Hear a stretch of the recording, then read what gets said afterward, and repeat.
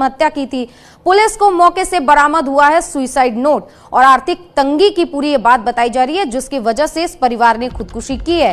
Car से बरामद हुआ है खाने का सामान। बागेश्वर धाम के पंडित धीरेन्द्र शास्त्री की चल रही थी कथा और सीसीटीवी कैमरे में कई घंटे खड़ी दिखी थी कार, और कार में सभी लोगों के शव बरामद हुए थे। तो कहा जा रहा है कि आर्थिक तंगी से ये परिवार परेशान था और पुलिस को मौके से 2 सुसाइड नोट बरामद हुए हैं।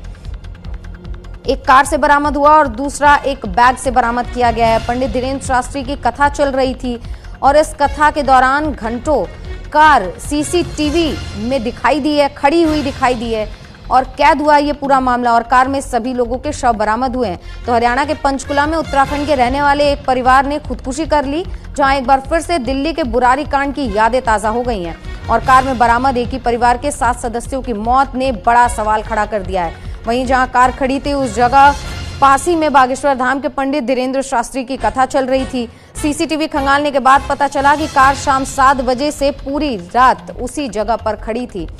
तो ये बड़ा मामला जो है वो सामने आया और हरियाणा के पंचकुला से ये पूरा मामला, जिसमें अब धीरे धीरे खुलासे होते हुए नजर आ रहे हैं कि परिवार के 7 लोगों ने जहर खा लिया था और अब इस मामले में खुलासा हुआ है। पहले तो पुलिस को 2 सुसाइड नोट बरामद होते हैं और लगातार पुलिस से सीसीटीवी फुटेजेस खंगाल रही थी। इस दौरान पता चला कि पंडित धीरेन्द्र शास्त्री की कथा चल रही थी और पासी में ये कार खड़ी थी। घंटों ये कार खड़ी थी और उसी कार में 7 लोगों के शव पड़े हुए थे, जिसे पुलिस ने बरामद किया था। तो पंडित धीरेन्द्र शास्त्री की कथा जहां चल रही थी उस कथा पंडाल के पास ही एक कार मौजूद थी। सीसीटीवी में पूरा वाकया कैद हुआ है और घंटों तक वो कार वहीं खड़ी थी और ये नया खुलासा हुआ है, जहां सुसाइड नोट से पता चला है कि आर्थिक तंगी की वजह से परिवार काफी परेशान था और कर्ज में डूबा हुआ था, जिसकी वजह से सुसाइड का ये मामला सामने आया। और दिल्ली के बुराड़ी कांड की एक बार फिर से यादें ताजा हो गई, जहां एक ही परिवार के 11 लोगों ने आत्महत्या की थी बुराड़ी में, और अब पंचकुला से ये खबर जहां 7 लोगों ने आत्महत्या कर लिया आर्थिक तंगी से परेशान होकर। हालांकि डीएसपी का कहना है कि वो पूरे मामले की जांच कर रही है। हत्या और आत्महत्या दोनों एंगल से इसकी जांच हो रही है और लगातार इस पर खुलासे होते रहे हैं। अब अगली खबर का रुख करेंगे, जहां जम्मू कश्मीर में पर्यटन को बढ़ावा देने की कोशिश हो रही है, क्योंकि पहलगाम हमले के बाद से माहौल काफी खराब हो गया था।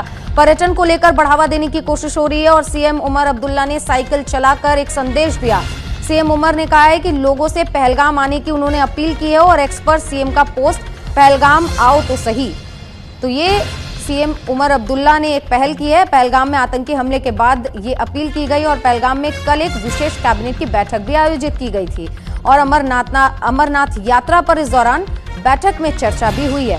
तो पहलगाम में फिर से पर्यटन को पटरी पर लाने की कवायदें जम्मू कश्मीर सरकार की तरफ से शुरू हो गई है। पहलगाम में कैबिनेट की बैठक हुई, उसके